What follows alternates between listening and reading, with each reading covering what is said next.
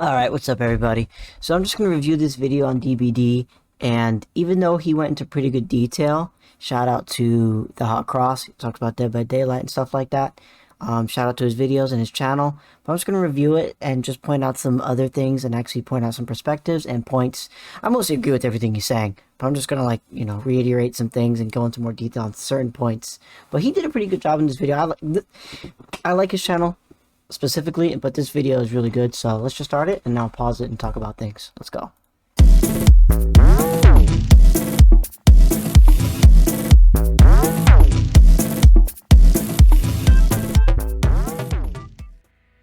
Let's do it. Today we're going to try our best not to get too many angry comments. But given our topic today, we'll see. But are you actually bad at Dead by Daylight? Now, I usually hit Iridescent 1 every month, as long as I play enough, but I usually do. But this last specific update, where they changed, everything, the perk, the meta changes, everything, buff the killer, all that stuff, I still hit Red 1, but it was way longer in Red, like 3 to 2. I was there for a little bit longer than usual, but let's keep going. We're going to talk about competitiveness and why people seek to win, the illusion of control, what is considered skill, and the somewhat negative behaviours associated with sore winners. Great topics. Features an MMR system, which adjusts based on the player's ability to win. For survivors, this refers to escaping the match. Let's go full screen. And killers, victory is based on the number of survivors you sacrifice to the entity. One thing we have suggested in past videos is that this MMR system has encouraged a more competitive playstyle. So why do people have such a strong desire to win? So before he gets into it, now, desire to win, let's just be honest, I don't know what it is, but I would argue in the last couple years, couple months, however far back you want to go, gaming is really competitive. Whether it's Apex, Dead by Daylight, Halo, it's mad sweaty in most games right now. I would argue that, and I think it's gone to Dead by Daylight just like it hits any. Who wants to lose? Let's just be honest. Like, who wants to play a game like, I always want to lose? Sometimes you want to win. You go, blow off some steam, vent, whatever it is. You want to win. Come on. Jane McGonigal describes a game as giving an opportunity to focus our energy with relentless optimism at something we're good at, or getting better at, and enjoy. When you plateau at something, that's when people lose their motivation and drive to do something. Tony Robbins actually talks about this. Specifically, flip that up. So, I mean, I wouldn't argue, it applies to gaming and getting better. Once you reach like a certain rank, and let's say you can't beat it, let's say it's gold in whatever game, and you plateau, you're kind of like, I don't know, you gotta do things differently to beat that plateau to level up. In other words, gameplay is the direct emotional opposite of depression. Their writings go on to suggest that competitive gameplay shouldn't be about winning. It should be about playing harder and longer than the other team in order to have more fun. Now, I feel like when I think about this specifically for this quote, just applying it to Dead by Daylight, the longer the game is in Dead by Daylight, I would say the game is probably pretty good. Assuming it's not being drawn out, like going crazy long, like he's slugging, then going back, and then it's just like short. But if it's a short game and it's like you win easily or the killer wins easily, it's not fun for anybody. Like, the chase is what we go for, you know? It should be, but reality sometimes differs from this. A study into the topic of escapism using video games suggested games can be a valuable tool in helping to restore a player's self-esteem. Now, for me personally, I think everyone can have their own personal reasons besides just enjoying gaming. For me, it's just, I just love video games in general. I play a whole bunch of shitload of different games on PS5, Xbox, PC. I have a whole bunch of handhelds you can see behind me. I have a GameCube, I have a bunch of shit. PSP, SP. But, like, play your self-esteem? I don't know. I want to know what you guys think about that. Let me know. Escapism is the concept of seeking distraction What'd I just say? from unpleasant realities, Escapism. usually utilizing a source of entertainment like video games. In 2020, the world experienced a set of lockdowns, which provided a unique need for people to socialize and find worth from within their homes. The internet and video games are what many people turn to. Other studies have suggested that those who suffer from low self-esteem are more likely to have a less healthy relationship with competition. They have a greater need to win, for the social status that comes with it, or the rewards themselves. Perhaps the lockdowns are partially why there is an increasingly competitive player base in Dead by Daylight now. That would be interesting if a study came out and be like, gaming has like gotten more competitive because people in COVID were just playing more video games. I mean, it's possible. Realistically, when the pandemic first hit and everyone was just home, a lot of shit has changed in general. So I mean, it wouldn't be far fetched to say like with gaming, something has changed within like the gaming community of like just gaming more or whatever it is. Maybe spending more money on games, being more competitive. I'd say it's possible, definitely. Studies found that both winning and losing in a competitive game can elicit rewards and motivational pathways in the brain, suggesting winning and losing can produce positive and hostile-based outcomes. Players somewhat rely on winning in video games to cope with low self-esteem and also as a source of enjoyment. This may also link back to the concept of compulsion loops, which we discussed in the past.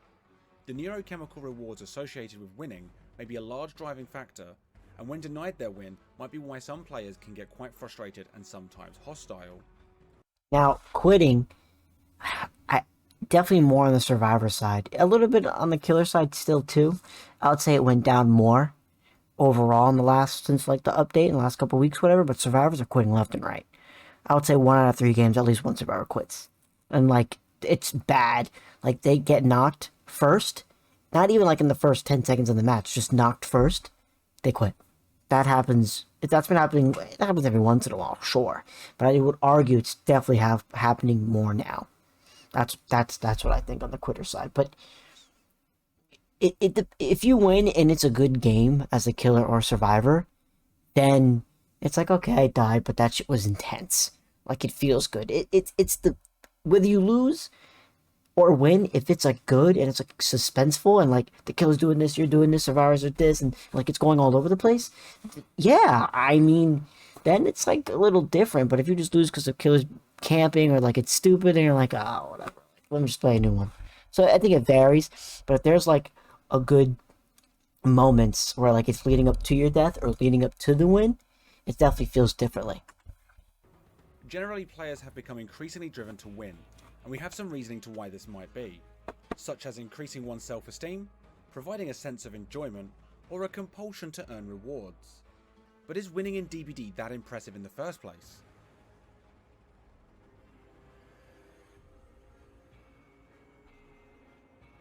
As discussed in the past, Dead by Daylight is heavily reliant on RNG, with uncertainty being at the forefront of much of the game's design. This leads us to the illusion of control. This is defined as an expectancy of a personal success probability inappropriately higher than the objective probability would warrant. So let's talk about this real quick. So for the map, let's talk about the maps. Obviously, the walls change, the windows change, and stuff like that. But if you play enough, this totems where they, where they spawn, that changes. But if you play DB enough, whether it's a killer or a survivor, no matter who you main, you can kind of like, it might be once per match where you'd be like, okay, this breakable wall is here, I know the window's here, or like vice versa, and you could kind of get the rhythm of what it is, because it's still like, it's not that many different ways pallets spawn. It's even though it's random, but once you know which layout it is, you know what it is. If that makes sense. If you play the game, I feel like you know what I'm saying. So I mean, you get what I'm saying. It's random, but like it's still a pattern within the randomness. It's not always completely random, or every game you play, even if it was the same map, every palette is completely different every time. That's not the case. There are certain spawns for totems, for pallets, for walls, no matter what map it is. And you could kind of expect, okay, it's this variant of this. Now for RPD specifically, now you know you got the East Wing, you got the West Wing, which is I think personally about that map, I'm gonna go off on a little tangent. With that map specifically, they didn't really need to split it up to block certain parts, but not having a dead end is the biggest quality of life improvement to that map specifically. I think they can make it whole again how it was, but have like where there's no dead ends. There was so many dead ends in that map, and now there's not. So I think that's where the map shines now the most. Where it's like, at least you know, no matter what room you go into, there's like kind of multiple exits to get out. So you're not trapped like that stupid laundry room. That was annoying. So let's keep going. Basically put, people believe they have a higher chance of winning than they logically should. Probably. Langer found that people put greater value on their chosen lottery ticket numbers than that of a given set of numbers. So people inherently believed that when they chose their own numbers, their ticket held more value and more potential to win. I mean, yeah. Even though statistically speaking, there is no difference. People act in ways that suggest they hold illusionary beliefs in their ability to control the outcome of chance-determined games. Now, take out the games. I think this quote applies to a lot more shit than we realize. Interestingly, another study suggests that choice does not seem to cause an illusion of control. So one's own ability to act may not be why people have such faith in their ability to win. In another study, they go on to describe that choice is merely one of many factors that can amplify an almost magical belief that there is something more to this game than random chance. What I'm trying to say here is we are already predisposed to believe that we have a greater control over a situation even when it is totally random, like gambling, regardless of our ability to make choice. And Dead by Daylight is already heavily based upon random factors. Obviously it isn't entirely meaningless chance, and the player must often outplay their opponents if they hope to win, but sometimes random factors do help, and when survivors are teabagging at the exit door, or a killer gleefully stands over their slugged fourth kill shaking their heads, do they even consider RNG might have been on their side? So what does skillful play in Dead by Daylight even look like?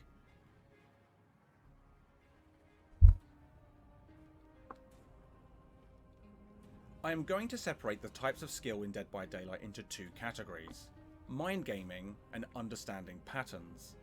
What I mean by mind gaming I would say mind gaming is probably one of the best things you can learn as a killer or survivor. is the ability to manipulate your opponent and understand their playstyle. So a good window fake as a survivor, or knowing when not to respect the pallet as the killer. Essentially it's learning the tells of player behaviour and adapting your playstyle to win. And arguably it's the most skill-based element of Dead by Daylight. Every game is different. So there is another skill set: understanding patterns. This refers to detecting regularities in sets of units. So knowing when and where to point the flashlight, getting one more use out of a loot before dropping that pallet, understanding the angle of a huntress hatchet, and so on. It's essentially maths and seeing patterns. The difference between the two is mind gaming is a skill which refines and adapts to each individual match. What did I just say? Patterns are repeatable behaviours you utilise in every match. Linderoff wrote a paper named "It is not hard, it just requires having no life, computer games and the illusion of learning."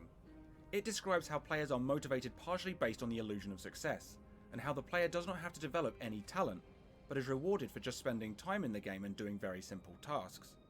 A good example of this is a survivor completing a generator. What a satisfying This is sound. intended to diminish the Don't know skill of why. learning a pattern. A good blending of these skills is a solid flashlight save.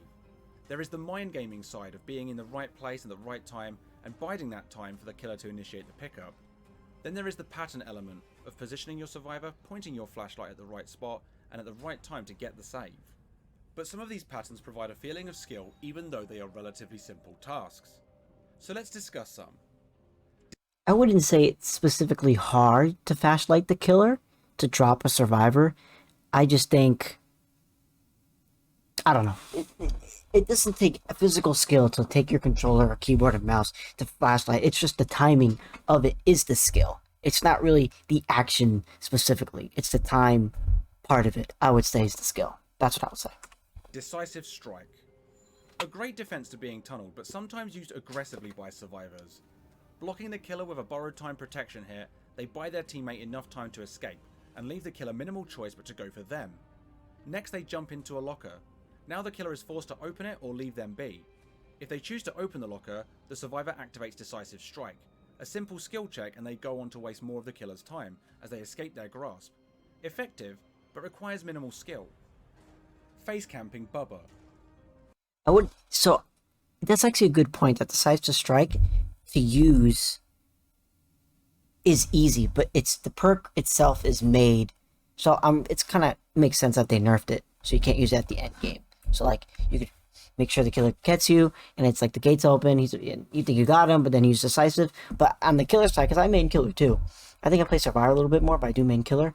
I would say that the killer should be aware of like, okay, this guy's decisive. It's kind of hard to keep in your head, especially if the game's going crazy. But I mean, you could kind of have an idea of like, you know what? I think he's baiting me for decisive. Let me just slug him maybe. I would say, and let the timer just go. So I mean, I feel like there are ways you can do it And like, if you have some thought process, you know, that's where the mind gaming kind of comes in a little bit. But so, the nerf to decisive was fine, but I've been playing killer, I've been playing the dredge. Nobody really runs it as much, to be honest. I'd hope people who play like this are under no illusion they are particularly skilled at the game. They're not. The pattern here is relying on survivors to want to unhook their teammates. With Insidious in hand usually, they patiently wait for their moment to chainsaw through an unhooked and unhooking survivor. A fairly cheap tactic, and probably the most boring and low-skilled way to play killer, but it can certainly provide the illusion of success when 4K'ing a solo squad. Dead Hard. Like Decisive Strike, a get-out-of-jail-free card, often a perk indicating you've been outplayed by the killer. You simply press E and get enough distance to the next vault or pallet.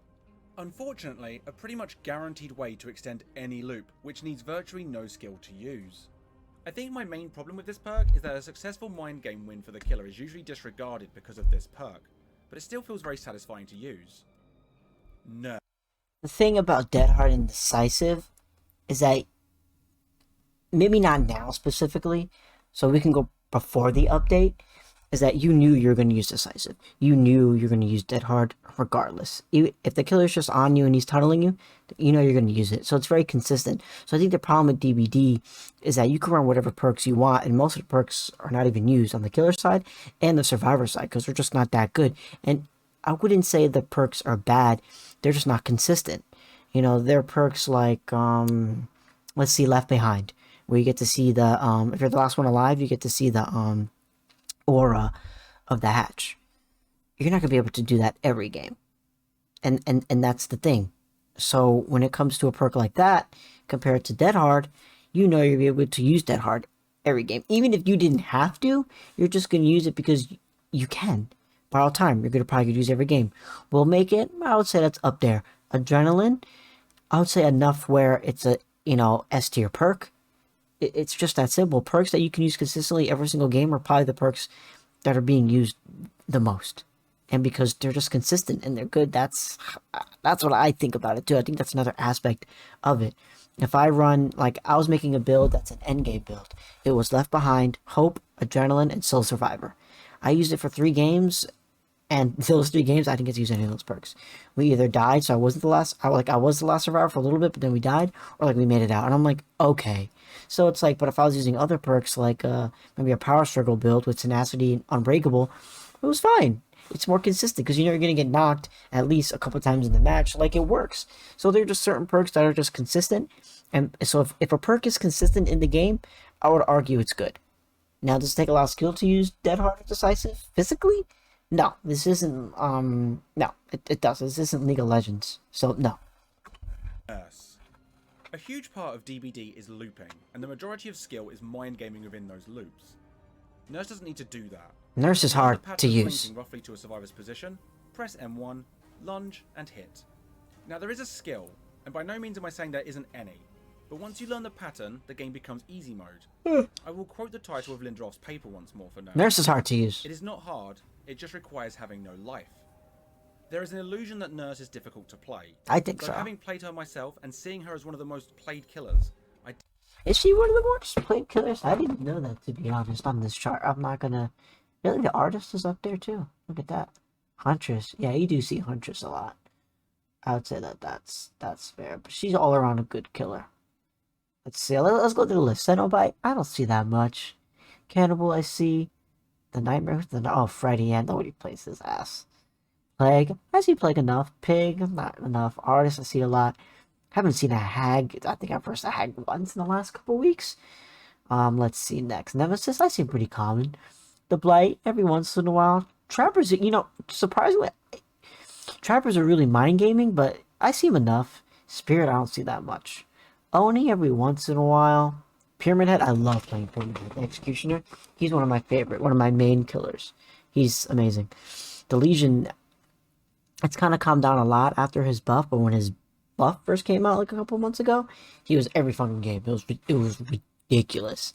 Ghostface, I don't see that much. Huntress, yeah, I said yeah. Demigorgon, well, now that, you know, Behavior lost their license, you don't really see him. You rarely see the Demigorgon. Wraith, I see a lot. Wraith is, you see him a lot. Hillbilly, yeah. Clown, I barely see Clown. Clown is trash. I think Clown sucks. I mean, he has some good iridescent add-ons, but overall, Yeah, that's the thing I don't see. Doctor, I see it every year. Doctor, I see. He's different.